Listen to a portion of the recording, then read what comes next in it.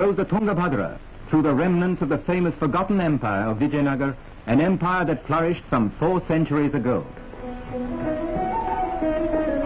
But in the days to come, this deserted land will flourish once more, for the Tungabhadra holds the key to its prosperity. The 1st July 1953, a red-letter day in the achievement of the 400 million rupee Tungabhadra project. Today takes place the opening of one of the canals that leads off from the dam. The honor of ushering the waters into the new canal falls to the oldest inhabitant on hand, a humble peasant who, like so many others, stands to gain much from this giant scheme.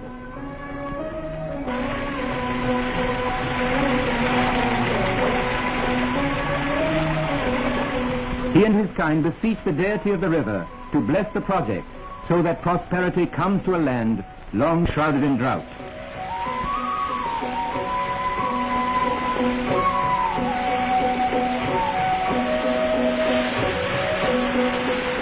Since the dawn of time, the Tungabhadra has run its course through this arid land of scrub and stone.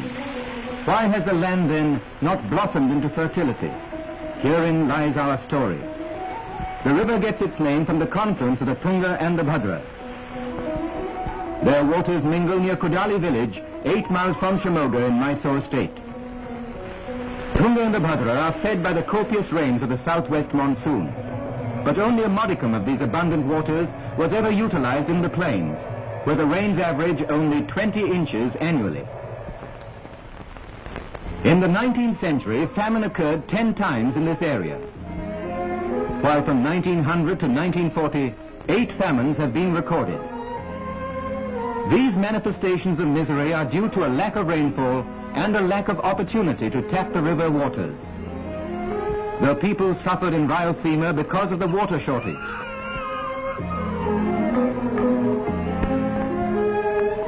Many migrated when faced with drought and death. For the past 100 years, scheme after scheme has been proposed to save Rayalaseema from the water shortage.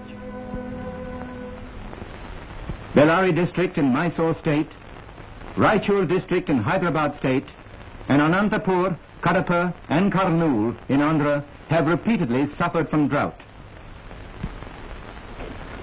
The present project was evolved in 1944, when a provisional agreement was reached between the governments of Hyderabad and the composite state of Madras. The Tungabhadra Dam is located at Malappuram, 3 miles from the town of Hospet. Here the river cuts through the Sandur hills. The dam has closed the gap. Built of masonry, it is 6,007 feet long, and at the lowest foundations, 160 feet high.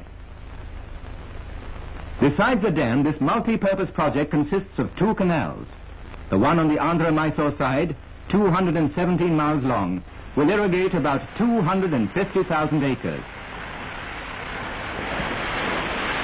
The other in Hyderabad, and 127 miles long, will irrigate 570,000 acres. The reservoir formed by the dam has a water spread of 146 square miles.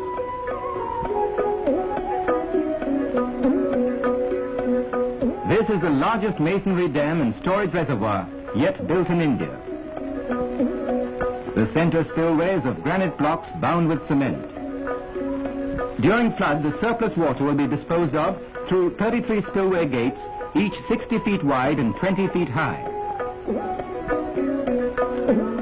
The dam is nearly complete. The spillway gates are now being installed. The factory for making the gates exists right at the site of the dam, an asset that is unique in India. Up to October 1953, the project was a combined undertaking of the governments of Hyderabad and Madras. Now the responsibility is shared by Hyderabad, Andhra and Mysore.